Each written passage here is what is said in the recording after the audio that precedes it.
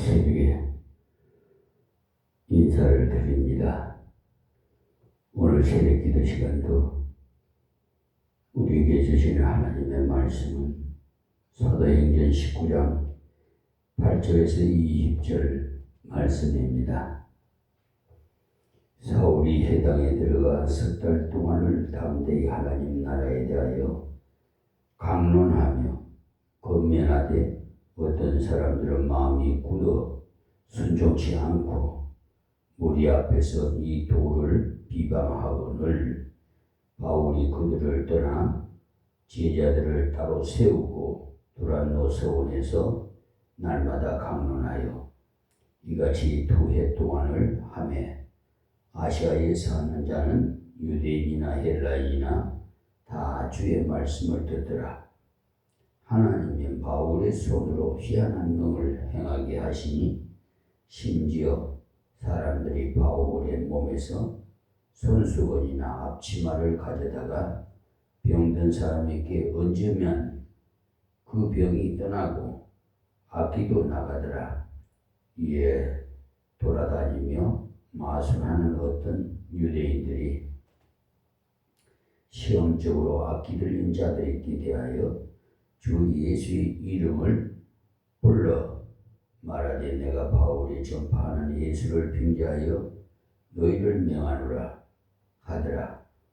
유대의 한 제사장 스게와의 7 아들도 이 일을 행하더니 악기가 대답하여 가로되 예수도 내가 알고 바울도 내가 알거니와 너희는 누구냐 하며 악기 들린 사람이 그 2 사람에게 뛰어올라 억제하여 이기니 저희가 상하여 벗은 몸으로 그 집에서 도망하는지라.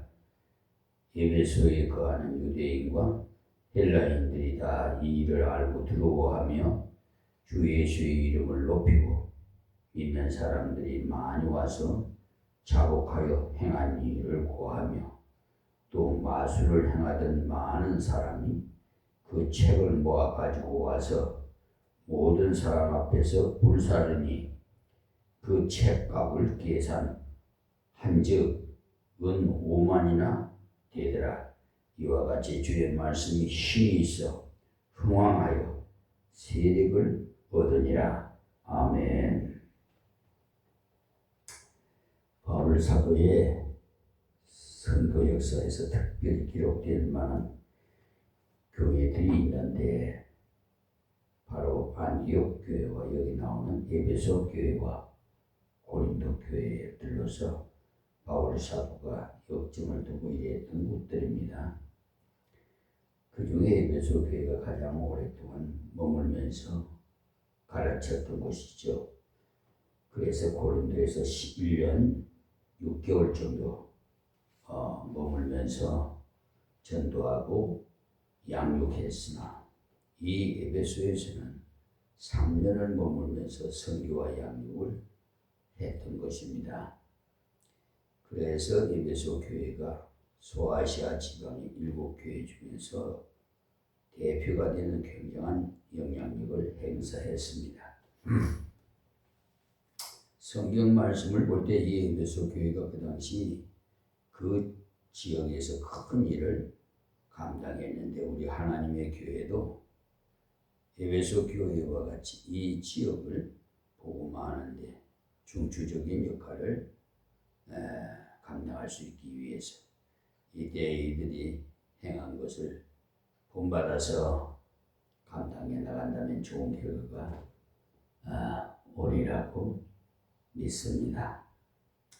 먼저 1절에서 7절까지 지난 시간에 말씀드린 대로 이 에베소 교회는 일찍이 복음을 받은 사람이 있었습니다마는 그들은 세례요한의 세례만 알고 성령의 세례는 몰랐어요. 그래서 바울 사도가 가서 성령의 세례에 대해서 가르쳐주고 안수하니까 성령의 충만함을 받아서 방언을 하고 연도하는 사람들이 12사람쯤 되었다고 했어요. 그러니까 에베소 교회가 12사람의 핵심 인물로 되었다는 말이기도 합니다. 하나님의 교회가 하나님의 일을 감당하려면 특히 평신도 중에 핵심적인 멤버가 있어야 돼요. 이들을 기초해서 에베소 교회가 지방 선교를 크게 감당했음을 알 수가 있습니다. 어떻게 해서 감당해 나가는지 말씀을 통해서 하나하나 살펴보도록 하겠습니다. 자, 8절 말씀에 바울이 회당에 들어가 석 달 동안을 담대히 하나님 나라에 대하여 강론하며 권면하되, 이 말씀이 회당은 유대인들의 근거지예요.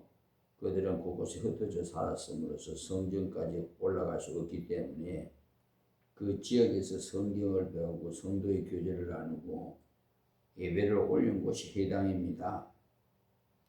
지금도 유대인들이 살고 있는 곳곳에 회당을 만들어서 그들의 세력을 과시한다고 합니다만, 그 당시 그 유대인 가족들이 몇 가정만 되어도 회당을 짓고 모였던 겁니다. 이 에베소 지역에도 유대인들이 상당수 살고 있었기 때문에 회당을 짓고 모임을 가졌어요. 이방인 중에도 구약 그 말씀을 듣고 할례를 받고 유대교에 입교하면은 역시 회당에 들어가서 신앙생활을 할 수 있었어요. 바울 사도는 가는 곳마다 이 회당을 먼저 찾아갔습니다. 자기 민족들이 그렇게도 핍박하는데도 가는 곳마다 회당을 찾아갔어요. 앞으로 우리도 저 러시아나 서구를 선교하는 것도 큰 사명이라고 생각되어 갑니다. 왜냐? 아프리카 선교도 열심으로 해야 됩니다만은 이제부터는 독일이나 폴란드 같은 문명화된 나라도 복음을 전하는 것이 대단히 중요해요. 그들은 복음을 일찍이 받은 나라지만은 지금은 복음을 버린 나라가 되겠어요. 믿는 사람 수가 그야말로 적어요. 교회가 있다고는 하나 대부분이 하나님 말씀에서 떠나간 신실하게 속해 있어요. 앞으로 우리가 선교하는 데 있어서도 먼저 우리 교포가 모여있는 교회를 찾아가서 그들이 지원을 받아가면서 그 지방을 뚫고 들어가는 것이 가장 효과적인 방법이 아니겠나 싶습니다. 바울 사도는 가는 곳마다 각기 동족들이 모이는 회당을 먼저 찾아갔어요. 지난 시간에 말씀드린 대로 에베소 교회의 핵심 인물 12명이 생겼는데 그들을 회당에서 분리해 나온 것이 아니라 처음에 유대교 안에 일했어요. 왜냐하면 그들은 구약 성경을 읽고 하니까 별로 부딪히는 것이 없었습니다. 1절에서 본 대로 바울은 회당에 들어가 하나님 말씀을 강론했다고 했습니다. 석 달 동안이나 회당을 중심으로 해서 하나님 말씀을 가르친 것처럼 우리도 하기 쉬운 곳에서부터 감당해 나가자는 겁니다. 말이 통하지 않은 그런 곳을 말을 할 줄 아는 재능을 갖춘 사람이 가야 되겠죠. 그러니 이 회당에도 말도 통하고 구약도 알고 이성으로 복음 전하기 좋은 곳이 되겠습니다. 우리도 이 지역을 복음화해 나갈 때 우선 들어가기 쉬운 곳부터 전해 나가야 됩니다. 바울 사도가 석 달 동안이나 하나님 나라에 대해서 강론했다고 했죠. 주경학자들은요, 하나님의 구원의 역사, 하나님의 성회의 역사를 하나님의 나라화라고 이렇게 표현했다고 합니다. 하나님의 다스림심을 하나님의 나라라고 하는데 우리가 주님 가르쳐 주신 기도를 들을 때도 나라에 임하옵시며 이렇게 하는데 하나님의 다스리심이 우리에게 은혜로 나타나려면 예수 그리스도의 십자가 부활을 믿어 구원을 받아야만이 하나님께서 다스리시는 은혜로 다스려집니다. 그러나 복음을 받지 아니하면 하나님께서 심판으로 다스리신다는 사실을 아시기 바랍니다. 그러니 하나님의 나라를 체험하려면 하나님의 은혜의 다스리심을 받아야 됩니다. 하나님께서 사랑으로 다스려 주심으로 은혜를 배워 주심을 체험하려면 1차적으로 주 예수의 구원의 복음을 받아들여야 돼요. 예수님이 십자가의 보혈로 죄사함 받고 부활을 믿음으로 영생 얻는 믿음을 가질 때 내 마음속에 우리 가정 속에 하나님의 나라가 임하는 겁니다. 그래서 주 예수를 믿으라 그리하면 너와 네 집이 구원을 얻으리라고 말씀하신 겁니다. 하나님의 다스려 주심을 체험하도록 하려면 하나님의 구원의 복음을 담대히 전해 주어야 되겠지요. 식구 중에도 아직 복음을 모르는 사람이 있다면 먼저 그들에게 복음을 담대히 전해줘야 돼요. 먼저 복음을 받아들여야 하나님의 나라가 임하는 거죠. 그리고 하나님의 나라는 성화의 역사에 구원받은 우리에게 주님을 닮아가는 신의 성품에 참여하는 그런 은혜를 주시는 겁니다. 그래서 성화의 역사는 말씀과 기도를 거듭하여 진다는 말씀 그대로 말씀을 잘 공부하고 그 말씀을 순종하기 위해서 기도하고 또 그래서 순종을 실천해 나갈 때 우리 가운데 성화가 이루어져요. 즉 주님 닮은 모습이 나타난다 이 말씀입니다. 그것이 바로 하나님의 나라가 임하는 거예요. 안 믿는 사람이 볼 때도 저 사람은 우리와 다르다, 성도답다고 인정을 줍니다. 그래서 초대교회 성도들 안 믿는 사람들로부터 칭송을 받았다고 했어요. 자기들은 안 믿으면서도 대단한 사람들이라고 인정했던 거죠. 그렇게 되기 위해서는 하나님의 나라를 경험해야 되겠죠. 구원의 역사, 성화의 역사를 경험해야 됩니다. 그렇기 위해서는 복음을 믿고 전해야 되겠습니다. 그리고 말씀을 순종하는 운동을 해야 되고 그렇게 할 때 하나님의 나라가 임하는 겁니다. 바울 사도가 이것을 강론해 나갔습니다. 사도행전 2장에 보시면 베드로가 한번 설교를 하니까 3,000명이 회개했어요. 그리고 핍박으로 인해서 감옥에 들어갔다 나와서 다시 증거하니까 또 5,000명이 회개하고 예수를 믿었어요. 굉장한 숫자가 갑자기 그리스도 앞으로 돌아오는 열매가 있었어요. 그러나 그런 일들이 계속 되어진 것은 아닙니다. 오늘 말씀에서 본 것처럼 점진적으로 복음화 되어져 갔어요. 한꺼번에 3,000명, 5,000명 회개할 그때는 오순절을 지키기 위해서 흩어져 있던 유대인들이 한꺼번에 예루살렘으로 돌아왔을 때 하나님께서 성령의 강권하심으로 세계 선교를 이루시고자 하나님의 섭리적인 감성으로 한꺼번에 그렇게 많은 숫자가 갑자기 예수를 믿었던 거죠.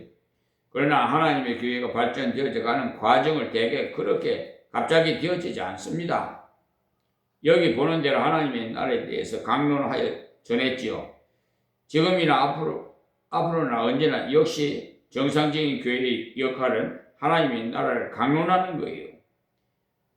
그렇기 때문에 저에게 이 강의 설교를 하게끔 하신 거예요. 하나님의 말씀을 강론할 때 그 심령이 말씀에 부딪혀서 믿고 구원받은 사람도 생기고 이미 믿은 사람은 심령이 성화되어서 예수의 모습을 드러내는 능력 있는 일꾼도 일어나게 됩니다. 그리고 권면했다고 했는데 강론한 그대로 믿도록 순종하도록 걸어가도록 구체적으로 권면했다는 겁니다. 자, 9절 본문 말씀입니다. 어떤 사람들은 마음이 굳어 순종치 않고 무리 앞에서 이 도를 비방하거늘 그러니까 바울 사도가 말씀을 강론하고 권면한 결과 나타난 현상을 말합니다.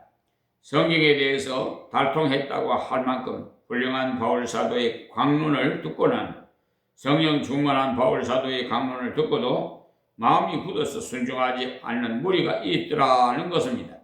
이 사실을 볼 때 전도하거나 설교를 할 때 결과가 좋지 않다고 해서 결국 낭망해서는 안 된다는 것을 알 수 있어요. 전도했을 때 안 믿는다고 해서 또 대적하는 사람이 있다고 해서 낭망할 필요가 없어요. 그 사람은 망할 자이니까 놔두면 돼요. 그런 사람 때문에 전도하지 않는 건 참으로 어리석은 짓이에요. 저 역시 하나님께서 IT 분야도 모르는 저에게 지혜를 주셔서 직접 유튜브 방송을 개설해서 날마다 설교를 동영상으로 찍어서 이렇게 제작하게 이렇게 은혜를 베풀어 주셨어요. 그러니까 지금 보면은 시청하는 비율이 그렇게 많지는 않아요. 왜 그런 줄 아십니까? 여러분이 말씀을 받을 때 좀 딱딱하게 생각을 왜 콕콕 찌르는 꽃갱이 같이 아주 정신이 바짝바짝 깨어나는 그런 치는 설교라고 하죠. 그러니까 말씀을 받을 때 은혜가 안 된다는 거예요. 그러니까 복 받아라, 사랑합니다, 부드러운 마음만 하면 앞으로 잘 될 겁니다. 여러분, 목회자가 여러분들에게 인기 받으려면은 그렇게 해야 되겠죠. 그러나 목회자는 하나님의 종이 음성을 듣고 그 계시에 의해서 성령의 역사로 말씀을 올바르게 전해줘. 이렇게 흐리멍덩하게 이렇게 그냥 그러게 속된 말로 무슨 담 넘어가는 식으로 그런 설교하면 안 돼요. 요즘은 잠자는 성은 교인들이 얼마나 많은데요. 주님이 오실 날이 가까우니까 나 그거 알아. 나 설교 많이 들었어. 요즘 한국 교인들은요 귀가 커요. 왜? 날마다 말씀 많이 듣지 않아요.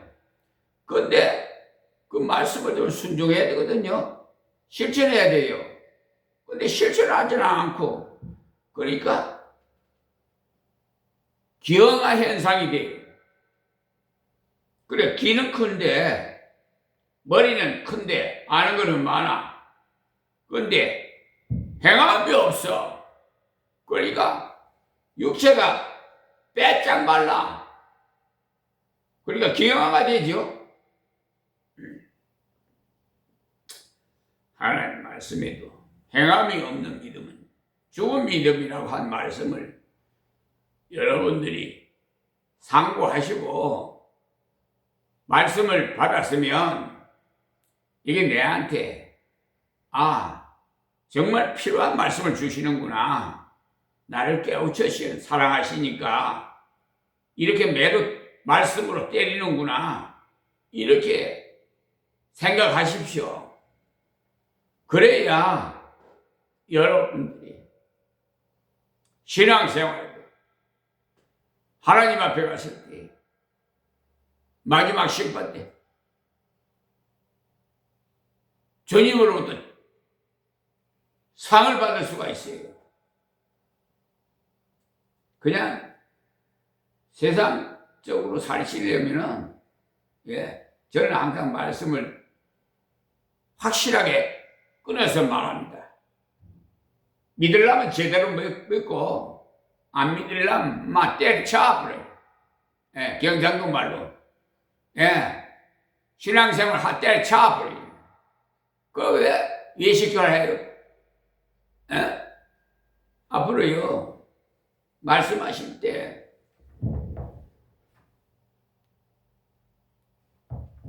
정말 하나님 곁에 가실 분은 소수에 불과해요. 적은 무리. 그래서 좁은 문으로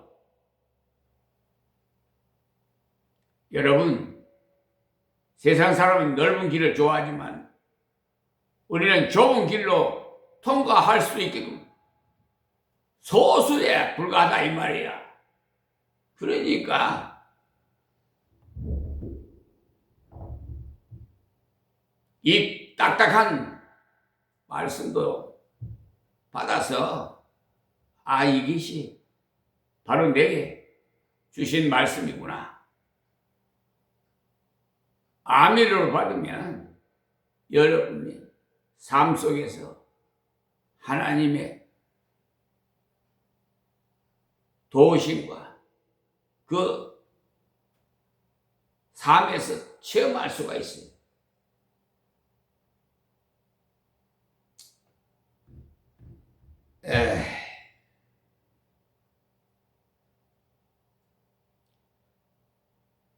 누가 설교를 듣고는 마음이 굳은 사람, 이런저런 엉뚱한 말로 하나님의 도를 비방하고 자기도 안 믿을 뿐만 아니라 다른 사람까지 못 믿도록 해방하고 있어요. 선교와 전도에 이런 일들이 언제나 있습니다. 왜냐하면 마귀가 있기 때문에 그래요. 우리가 복음 전하러 나갈 때 마귀에게 사로잡힌 자가 있다는 것을 아십시오. 바울이 그들을 떠나 제자들을 따로 세우고 두란노 서원에서 날마다 강론하여라고 했는데, 이 비방하는 회당을 떠나 따로 제자들을 세웠다는 말은 숫자적인 것보다도 알곡을 바르게 양육하는 것이 필요했다는 겁니다. 알곡을 양육해서 그 알곡을 일할 수 있도록 가르쳤다는 거예요. 우리 이 한국교회 전도의 운동도 알고 보면은 알곡 운동이에요. 서로의 힘을 합해서 주님의 복음을 위해 같이 협력하고자 모임을 만든 겁니다. 제자들을 따로 세우고 두란노 서원에서 강론을 했다고 했는데, 이 두란노 서원은 학술을 토론하는 장소지 종교 지배하는 장소가 아니에요.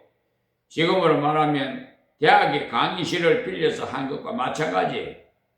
이 사실을 볼 때, 전도나 선교할 때 꼭 건물이 거창해야 되는 것 아니라는 것을 알 수 있어요. 어디든지 할 수 있는 위치나 장소면 됩니다. 1차적으로 제일 하기 쉬운 것은 성도의 가정이에요. 가정에서부터 출발해서 전도하고 성경 공부를 하는 중에 숫자가 너무 많으면 어느 강당 같은 곳을 빌려서 하면 되겠지요. 바울 사도가 바로 그렇게 했어요.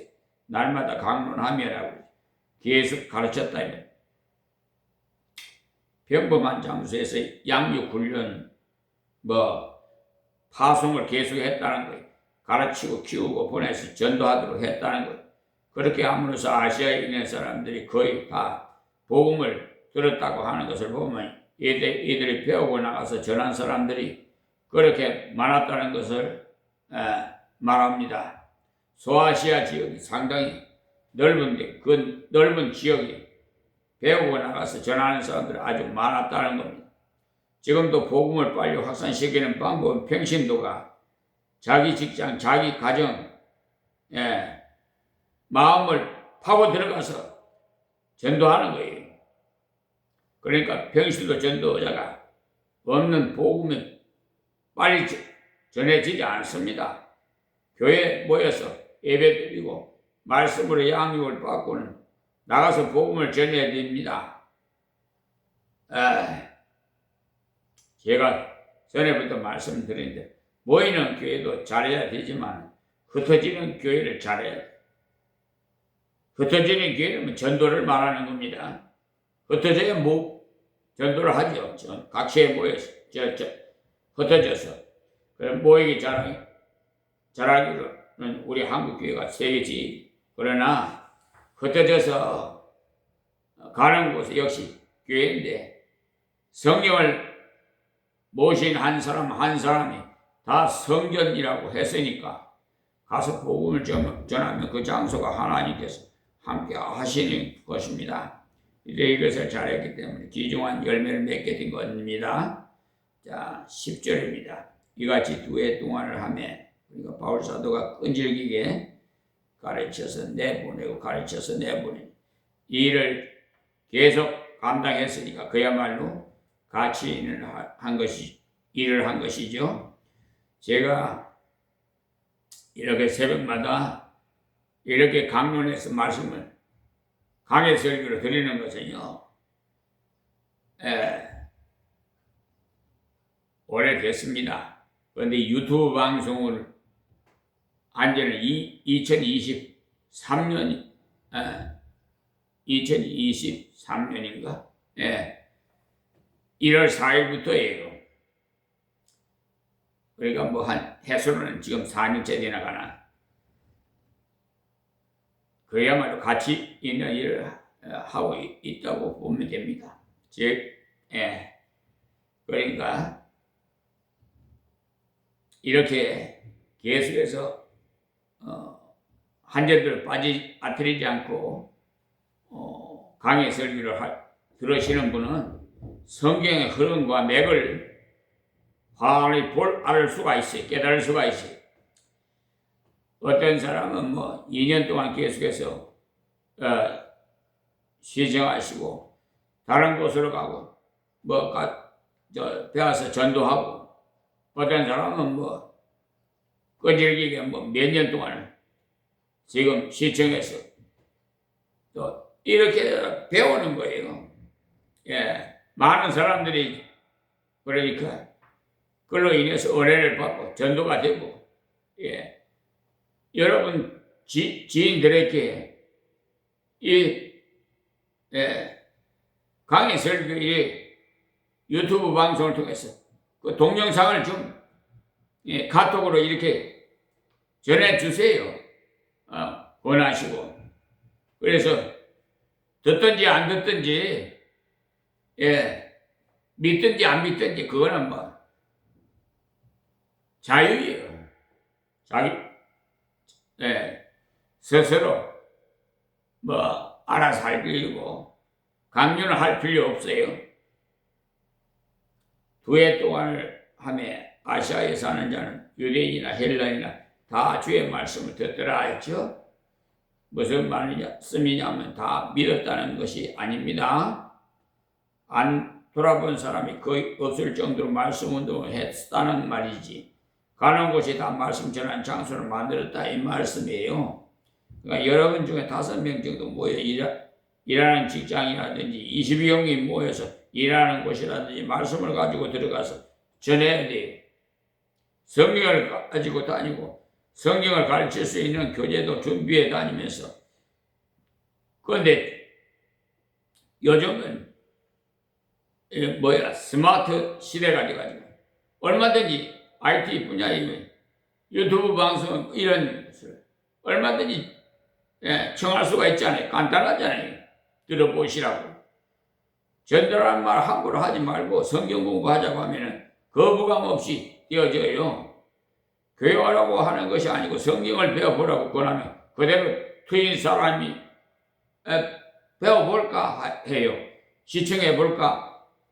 왜냐하면 성경이야말로 세계에서 가장 많이 팔리고 일으키는 책이기 때문에, 성경이야말로 세계에서 베스트셀러니까 이 책에 대해서 배우고 싶은 마음이 없느냐고 권하면 시작하면 거부 반응이 없습니다.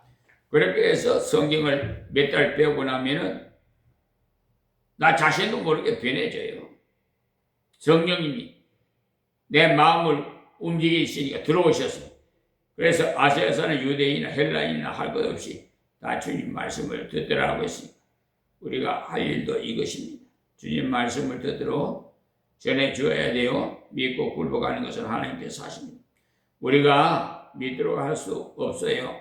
우리는 듣지 못한 자가 없도록 두루 전해야 될 뿐이에요. 우리 가정에도 듣지 못한 식구가 없도록, 우리 이웃에도 듣지 못한 사람이 없도록 말씀 효과를 정하는 일, 교회 와서 배우고 나가서는 전하자는 것. 여러분이 성경을 배울 때 가능하면 기록하도록 하십시오. 그래 잘 전할 수가 있어. 그리고 가르치는 교재에 대해서도 알아보시고, 그러니까 이렇게 날마다 우리가 육신의 밥도 먹어야 살듯이 영의 양식인 이 하나님의 말씀도 계속 이렇게 새벽마다 하는 이걸 계속 지속해서 시청하시면 뭐 그렇게 여러분 어디 갈 때도 핸드폰 틀어놓고 그러면서 갈 수 있잖아요. 예. 얼마든지 뭐 부엌 설거지 하면서도 얼마든지 어쨌든 가르친 거지에 대해서도 알아보시고요. 여러분 듣고 이렇게 계시록 1장 3절에 보면요. 듣고 읽고 이렇게 가는 자는요. 복이 있다고 그랬어요. 바울 사도가 전하고 가르치는 일을 계속해서 감당했더니 아시아에 있는 많은 사람들이 다 듣게 되었다는 것. 그러니까 박해가 심한 반면 역사도 커요. 유대인들의 비방으로 복음이 중단되지 않았습니다. 다른 돌파구를 찾아 오히려 더 나은 곳으로 가서 전에 유대교의 회당에는 사실 이방 사람들이 들어가기를 꺼리는 곳입니다만 드란노 서원은 아무나 다 올 수 없어요. 그러니까 더 잘 된 거죠. 그러니까 방해자가 있다고 해서 그만 둘 것이 아니라 더 멀리 더 널리 눈을 뜨세요. 희생을 감사하면서 하나님께서 더 넓은 길을 열어주시.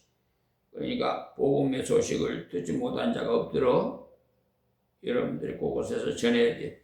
그래서 땅 것이 어디라고요? 여러분 우리나라에서는 해남 전라남도 해남을 땅끝 마을이라고 그렇게 하지만 그것을 말하는 게 아니에요. 내가 현 위치가 땅끝이에요. 자기 주위에 다 전하면 그래서 복음을 다 듣는 이 세계 인구 83억이 모르는 사람이 없을 때 주님 오신다고 했잖아요. 교회는 여러분이 베이스 셀 캠프나 이곳에 모여 기초를 닦은 다음에 여러분이 사는 곳을 복음으로 전복해 나가요. 등산할 때 베이스 캠프가 있듯이 교회는 전도의 베이스 캠프입니다. 바울 사도가 도란도 서원에서 착실하게 말씀을 가르쳤더니 그 결과가 엄청났습니다. 11절에요. 하나님 바울의 손으로 희한한 능을 행하게 하시니 이 말씀은 바울의 목적은 희한한 능을 행하는 것이 아닙니다. 바울의 목적은 복음 전하는 것이지. 그런데 하나님께서 필요할 때는 이적도 주셨다는 사실이에요. 처음부터 이적을 행하여 봐라. 내가 이런 이적을 행하는데도 안 믿을래? 이렇게 하지 않았어요. 조용하게 말씀을 가리고. 그런데 하나님께서 희한한 능을 주시더라. 인간의 말로는 설명할 수 없는 그런 이적을 주셨다는 거예요. 이때 바울 사도가 이적 행하게 해달라고 구한 것이 아닙니다. 하나님께서 보시고 필요하시니까 주셨어요. 그러니 하나님 마음만 맞추면 됩니다. 하나님 마음을 맞추면 여러분이 나가서 전도할 때 필요하시면 이적도 주시고 전도하는 일에 선교하는 일에 하나님의 이적이 많이 일어나요. 교회가 완전히 형성이 되면 이적이 거의 없습니다. 말씀으로 역사하십니다. 그러나 전도나 설교할 때 이적이 많이 나타나요. 악하고 음란한 세대가 표적을 구한다고 한 그대로 믿지 않은 사람에게 필요한 것이 이적이기 때문에 그래서 하나님께서 필요하실 경우에 이적을 나타내 주시는 겁니다. 다음 12절에 심지어 사람들이 바울의 몸에서 손수건이나 앞치마를 가져다가 병든 사람에게 얹으면 그 병이 떠나고 악기도 나가더라. 그러니까 바울 사도가 손수건을 자주 사용했을 겁니다. 눈이 좋지 않다 보니까 손수건을 눈곱도 닦고 자주 사용했을 건데 그 손수건을 얹어도 병이 나았다는 거. 바울 사도가 또 천막 짚는 기술이 있었는데 천막 끼울 때 앞치마를 입고 있는데 그 앞치마를 갖다 대도 병이 나았는데 그 앞치마마다 손수건이 그리 깨끗한 것이 아닙니다. 앞치마나 손수건이요. 작업할 때 이렇게 앞치마 들이고 손수건도 뭐 이것저것 뭐 닦았으니까. 근데 유쾌한 것이 못 되는 눈물 콧물 닦는 손수건을 얹어도 병이 났고 또 옷 버리지 말라고 둘은 앞치마를 얹어도 나았으니 하나님의 권능이 그만큼 크게 나타났던 거예요. 아무것도 아닌 것을 얹어도 병이 나더라. 그뿐만 아니라 귀신들이 사람 귀신도 나가더라. 이미 배운 5장 15절에서 16절을 한번 다시 보시면 심지어 병든 사람을 메고 거리에 나가 침대와 요 위에 뉘고 베드로가 지날 때 그 그림자라도 이게 덮일까 바라고 예루살렘 그 허다한 사람들도 모여 병든 사람과 더러운 귀신에게 괴로워받는 사람을 데리고 와서 다 나음을 얻으니라 했어요. 베드로에게도 하나님께 이런 능력을 주셨고 바울 사도에게도 주셨고 그렇다고 평생 그랬던 건 아닙니다. 나중에 보면 에바브로 디도가 헌금을 전하고자 바울에 왔다가 병이 나서 다 죽어가는데도 이적으로 낫게 하지 못했어요. 하나님께 간절히 기도하고 또 기도하고 겨우 나았어요.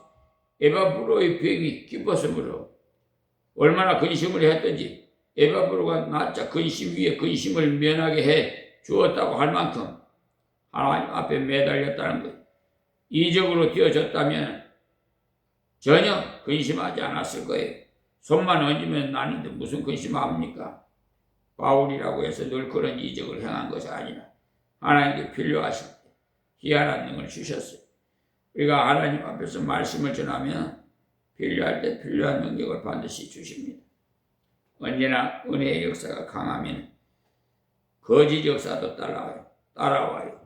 그래서 태양빛이 강하면은요, 그림자가 짙게 나타나듯이 은혜로운 역사가 있을 때 그것을 악용하는 자도 있습니다. 그러나 전혀 두려워할 것은 없습니다. 우리만 바르게 서가면 악용하는 자에게 당하지 않습니다.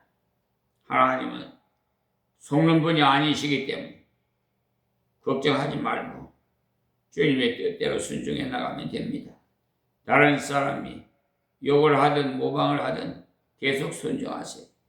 지금 불교를 가만 보십시오. 우리 교회가 하는 것은 본따서 하잖아요. 불교라는 원래 자기가 각을 해서 불이 되는 것이기 때문에 찬양할 것이 없는데도 참불가를 부르고 있잖아요. 어떤 정신없는 사람 찬송가도 작곡하고 참불가도 작곡한다는데 그런 형편없는 작자가 있으니까 마음이 아픕니다. 이제는 불교 주일학교도 세워 있어요. 여름 불교 학교도 생기고 전부 우리 것을 모방해서 해요. 젊은이들은 흡수하기 위해서 여름 학교를 만들어야 되겠다 해서 많이 해요. 우리 교회가 그런 것을 볼 때 아니 우리 교회가 개발한 것을 저들이 모방을 해 이렇게 할 것이 없이 던져놔도 돼요. 이 사람들 중에 바울사도의 흉내를 내다가 혼이 났잖아요. 그러니까 여러분은 영전인 전도를 할 때 남의 것을 너무 모방하려고 하면 안 돼요. 내가 받은 바대로 하면 됩니다. 어떤 교육자들은 원목이 하는 몸짓까지 따라한다고 하는데 오히려 거부 반응이 생기더라고 하는 것을 들어봤는데 그렇게 할 필요 없이 자기가 받은 대로 하면 됩니다. 자, 13절에 이에 돌아다니며 마술안을 얻은 유대인들이 시험적으로 악기 들린 자들에게 대하여 주 예수 이름을 불러 말하되 내가 바울이 전파하는 예수를 빙자하여 너희를 명하노라 하더라. 보십시오. 바울이 명령하면 귀신이 나가고 하니까 바울이 인기가 대단하거든요. 그래서 마술하는 사람이 바울 사도의 흉내를 냈어요. 마술은 속임수예요. 마술은 마귀가 만든 것이고 마귀는요 거짓의 아비라 사람의 눈을 속여서 홀리는 것이 마술인데 이 마술쟁이가 바울의 흉내를 낸 것인데 가만 보니까 바울이 예수의 이름으로 귀신을 쫓아내는 것을 보니까 자기들도 예수 이름으로 한마디 하면 되는 줄로 알고 예수의 이름으로 명하노니 귀신이 나가라고 했다는 겁니다. 자기는 예수 안 믿으면서 예수를 이용해 먹은 거죠. 지금도 이런 사람이 많아요. 자기는 예수를 안 믿으면서 예수를 이용해 먹는 사람 많습니다. 예수 이름을 사회사업을 한다면서 돈을 거둬 착취를 하고 가만 보면은요 잘못된 선교단체가 얼마나 많은지 몰라요. 설교 테이프만 팔아도 선교단체라는 이름을 붙여요. 선교의 이름을 걸고는 돈벌이 하는데 오히려 전도길 막는 것도 많아요. 그러나 그런 것을 염려하지 마시고 우리는 계속 전도하면 됩니다. 14절 유대의 한 제사장 스게와의 7 아들도 이 일을 행하더니, 그러니까 원어에는요 대제사장으로 나와요. 그러니까 가장 진실해야 될 사람, 가장 인정받아야 할 제사장의 아들들이 이따위 짓을 했으니 얼마나 바울 사도의 마음이 아프겠습니까? 자, 15절 말씀에 악기가 대답하여 가로되 예수도 내가 알고 바울도 내가 알거니와 너희는 누구냐 하며, 이게 제사장의 아들인 이들이 예수도 안 믿으면서 예수의 이름을 빙자해가 귀신을 보고 나가라고 하니까 귀신이 귀신같이 알아듣고는 한 말이에요. 귀신 들린 사람들이 오히려 정말 하나님의 자녀인지 가짜 예수꾼인지 제법 압니다. 그런데 이들이 귀신 들린 자에게 예수의 이름으로 나가라 어쩌고 하다가 오히려 귀신 들린 사람에게 혼이 나죠.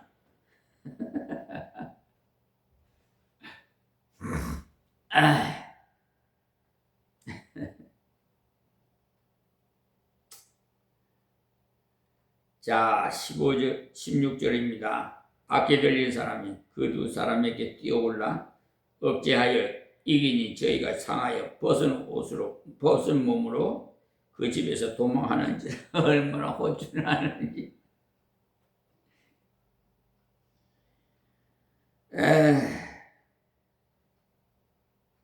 옷을 벗어 던지고 도망을 갔으니 수치를 크게 당한 거 아니겠습니까, 여러분? 옷 벗은 채로 도망갔어. 어떻게 양의 옷을 입은 이리가 속여 권능을 행해보고자 했지만 하나님께서 그런 자들을 용납하시지 않았습니다. 우리 성도는 주 예수를 위해 순종해야 되고 굴복해야 되지 주님을 이용해 먹으려고 하면 안 돼요. 저 테헤란로에 있는 그 법무법인 유한 로고스라는 변호사 사무실이 있어요. 대형 변호사 사무실인데 왜 로고스는 뭐라? 우리나라 말로는 하나님 말씀이에요. 하나님 말씀은 하나님이에요. 왜 하나님 이름 붙여놓고 그런 나쁜 짓을 하는지 몰라. 거기에 소속되어 있는 백형기라는 변호사는 감리교 임시총회장까지 했고 저 광주고등학교에 나온 출신이에요. 그런데 그걸 어떻게 알았냐면 그 홈페이지 들어가면요, 여러분도 보면 말이에요. 그 법무법인 유한 로고스 한번 쳐보세요. 그래가 가면 그거 들어가면 변호사 백형기가 나올 거예요. 그럼 거기에 1억 그거 쫙 나와요. 변호사 무슨 학교 나오고 뭐, 다 나와요. 근데 그분이 정관예우로 현직 판사 정창근 정인철 강사나한테 이렇게 다른 그 소송을 위임을 받았는데 103일 만에 소장 받은 지 103일 만에 법원에다가 제출했어요. 답변서를. 그 민사소송법에 보면 30일이에요.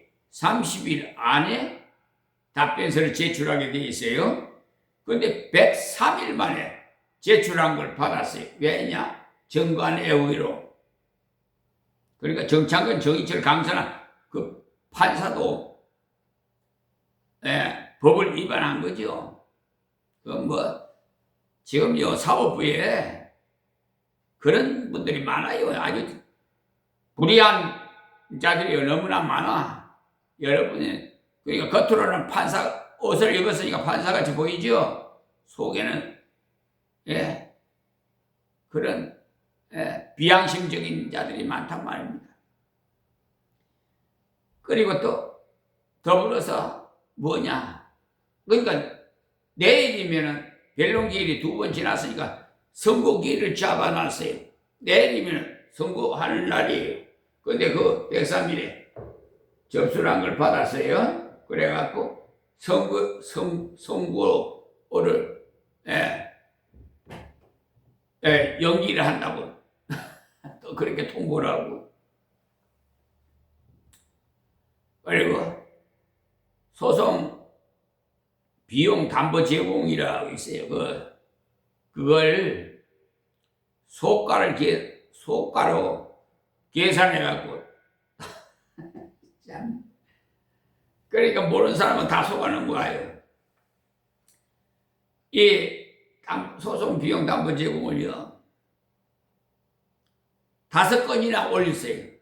그래가지고 합산해 942만 원 소송 담보 비용 명령을 했어요. 정창근, 정희철, 강선아가.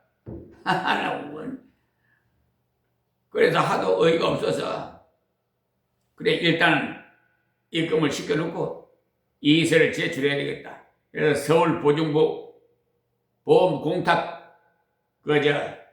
보험증을 끊어가지고 제출하고는 이의서를 제출했지요. 그랬더니 이번에는 2차로 사기를 치는데 아까 말씀 5건인데 그 중에 3건은 거짓말이에요. 이거 이제 속였어요. 왜냐하면 그 사건과는 관계없는 거예요. 2사건은 관계없고 1건은 공탁금을 이미 받아간 거예요. 그러니까 공탁금을 받아간 걸 또 올린 거예요. 그래갖고 1심, 2심, 3심 패소시켜갖고 폐지해간 날강도들이에요. 그러니까 사법부가 서울중앙지방법원, 항소법원 대법원이 그 모양이에요. 제가 20여 년 동안이나 법정에 드나들었으니까 속된 말로 서당 깨도 삼룡의 풍을 얻는다는 말이 있지요.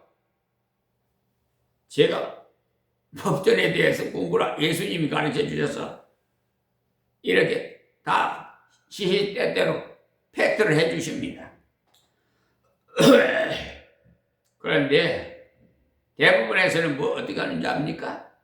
상고심 절차에 관한 특례법, 이게 원래는 대부분의 그 업무가 너무 많이 밀리니까 간단하게 이렇게 업무를 처리하게끔 이렇게 상고심 특별법이라고 이렇게 상고심 절차에 관한 특례법이라고 이렇게 해놨어요. 그런데 그걸 제4조 해갖고요. 심지어 가압류 가집행에 인용할 것을 손해배상에다가 인용을 해가지고 그런 비양심적인 대법관이 서경환이 노태학이 김선수인가 김선수 또 오경미 이 4사람이에요. 자, 그래 이의서를 또 제출했더니요 이번에는 소송 목적의 값으로 하지 않고 소송 소가를 계산해가지고 1, 2, 3심에 942만 원을 끼워 맞추려고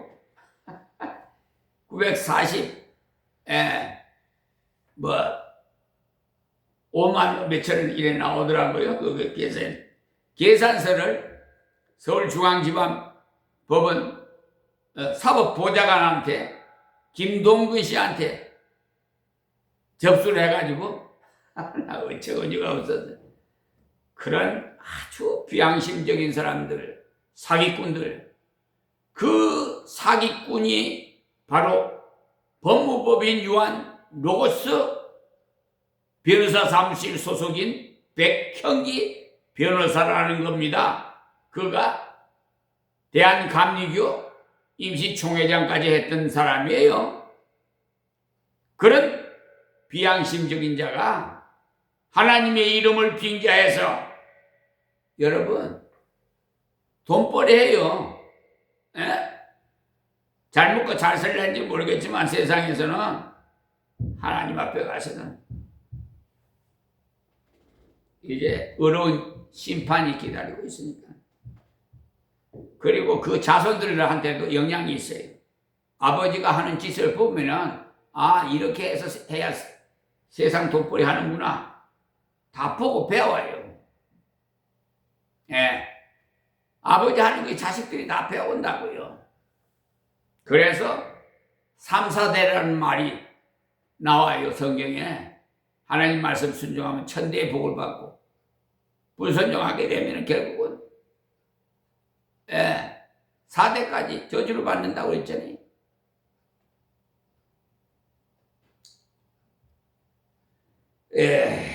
악한 자들이 대제감을 통해서 하나님께서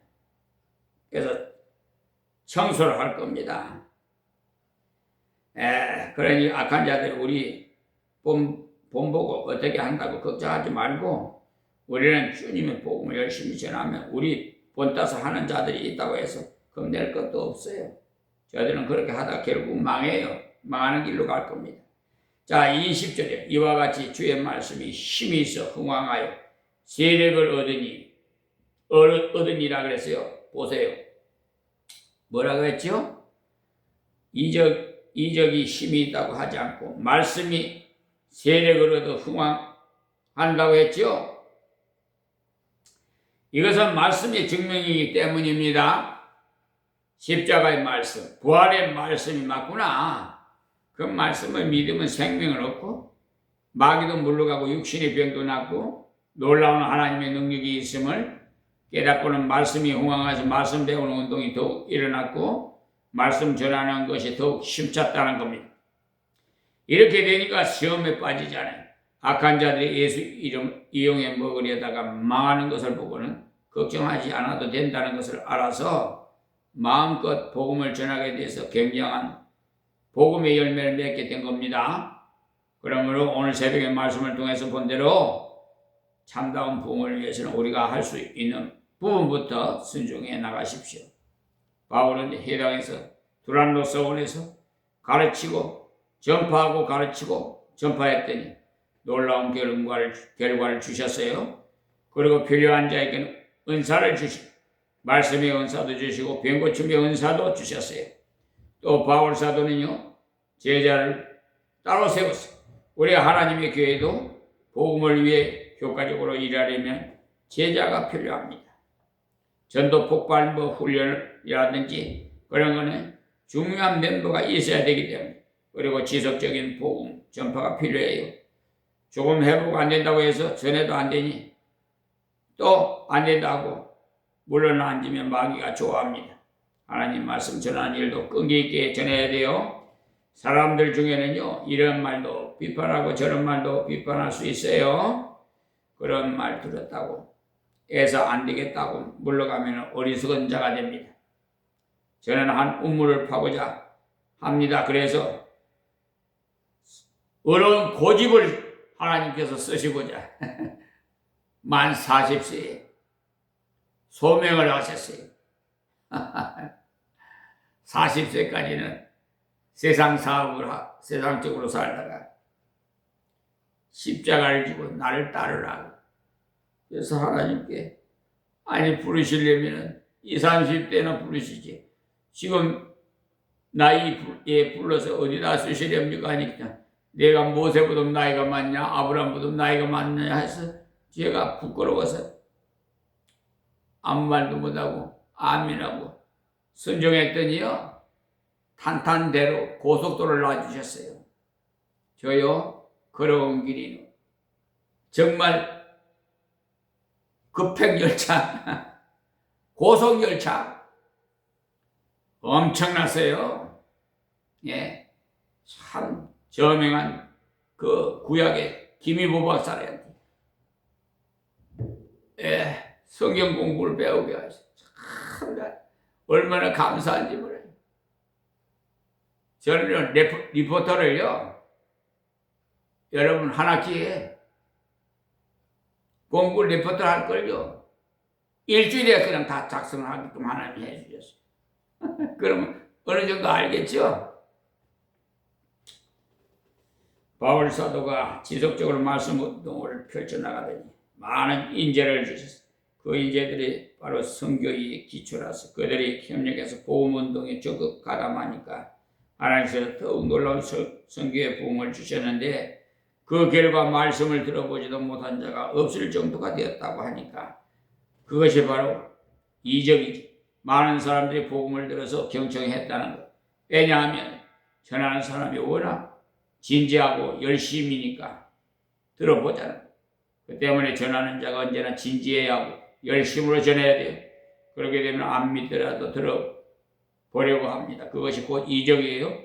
그리고 성령의 갖가지 은사도 나타나게 해주시고 병도 고쳐주시고 귀신도 떠나고, 그러나 반대운동도 일어나요. 언제나 이런 일이 있다는 것을 알고 계십시오. 전도하고 선교하면 반대자도 있어요. 그 반대자들도 두려워할 것 하나도 없어요. 그 반대자들에 인해서 급속도로 전도가 되어집니다. 방금 말씀드린 대로 유대인들이 반대 때문에 더 급속히 전도가 되어졌지 않아요. 반대 때문에 이적이 더욱 일어나고 선교지역에서 핍박이 심할수록 이적이 많이 일어난다고 합니다. 중국의 문화혁명에요, 이적이 그렇게 많이 일어났어요. 숨은 지하교회에서 여러 가지 이적들이 일어났다는 거예요. 예수 믿는 사람들이라면 이를 갈고 핍박을 해댔던 공산당 간부가 그만 암에 걸려 죽게 되었다는 겁니다. 여러분, 지난번 코로나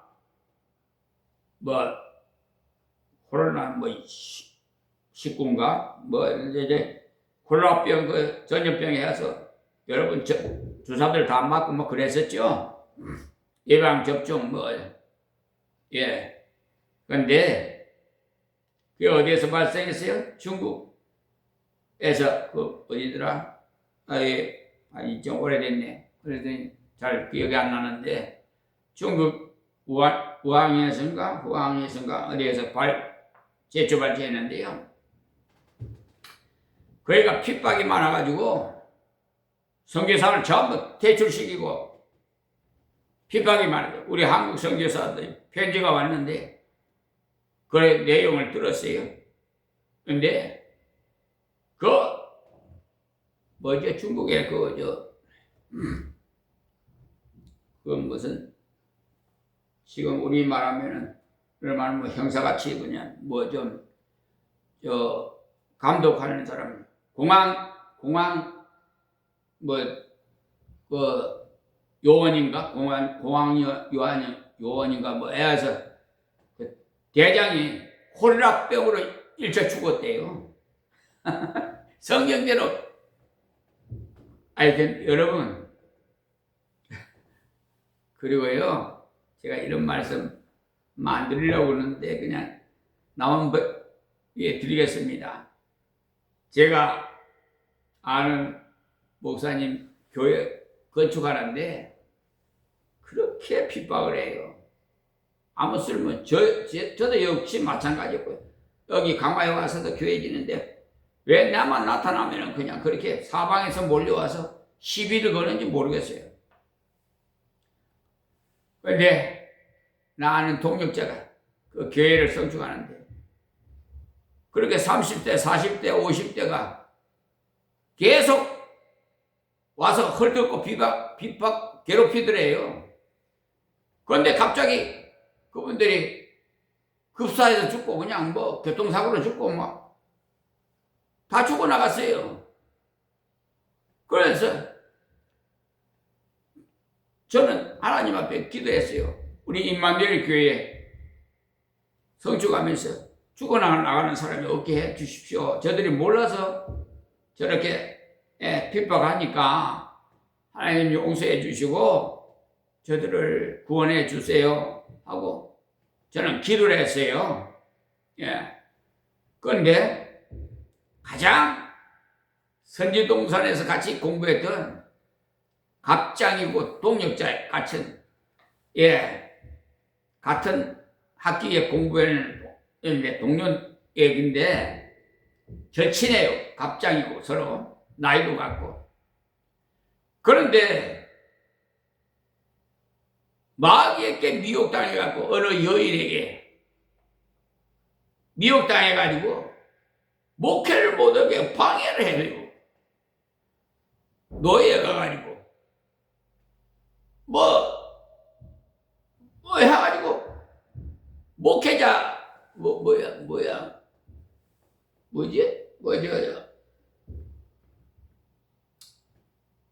목회를 못하게끔 이렇게 방해를 하니까 그분 죽어나가 버렸어요. 하나님 데려가 버렸어요. 그렇게 무서워요. 여러분. 그래서 지금은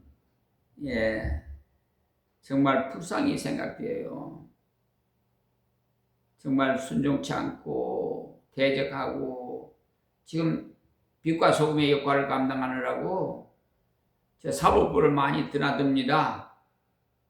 엊그제도 저 경기도 과천 종합청사에 갔다 와서 공수처에 이 공수처 담당 검사가 서울중앙지방법원 판사들 8명을 그분들이 내가 국가를 상대로 해서 소송을 했는데 변호사 비용을 1심, 2심, 3심 1,000만 원 손해배상 청구를 했더니 1심, 2심, 3심 합산해가지고 330 17,000원이니까 담보를 제공하라고 300 몇십만 원 지불하라고 명령을 해요. 참 어처구니가 없어서 아니 국가를 상대로 소송을 하면 소송 수행자가 어디서 나오냐면 고등 검찰청 소속인 검사가 나와요. 그런데 공무원이에요. 그러면 공무원이 변호사 보수 받습니까? 안 받지? 못 받아요. 근데 그걸 나를 기망에 속여서 이 판사들이 소액재판소 판사들이 그래서 공수처에다 다 고소장을 제출했더니 그 8명을 무더기로 다 각하를 처리했네. 원성이라는 공수처 담당 검사가 그렇게 했어요. 그래 하도 어처구니가 없어서 불기소 이유 청구서를 국민신문고를 통해서 좀 신청을 했더니 그렇게 자꾸 지연이 돼서 내가 그냥 직접 공수처를 갔어요. 가서 직접 신청해가지고 받아보니까 참 어처구니가 없어서 그건 다 말할 거 없어요. 그래서 다 재정 신청해놓고요. 그분들은 법 왜곡죄로 다 수사기관에다가 고소장을 제출할 겁니다.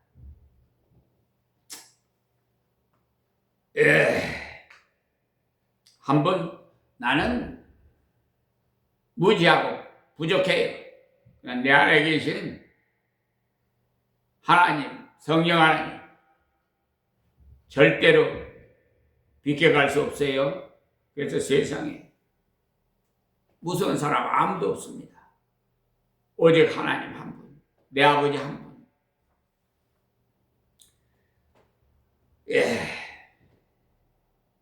어쨌든 여러분이 가다가 핍박을 만나거들랑 더 큰 것을 주시겠구나, 더 큰 것을 주시겠다는 예비종이구나 알고 또 열심히 전하면 됩니다. 그렇게 해나갈 때 참다운 부흥이 일어나는데 바로 예수님이 그 이름이 높아지고 우리 임마누엘교회가, 우리 한국교회가 높아지는 줘야 되는 것. 이렇게 아니라 예수님 이름이 높아져야 돼. 예수 이름이 높아지는 것이 참다운 성교의 열매입니다.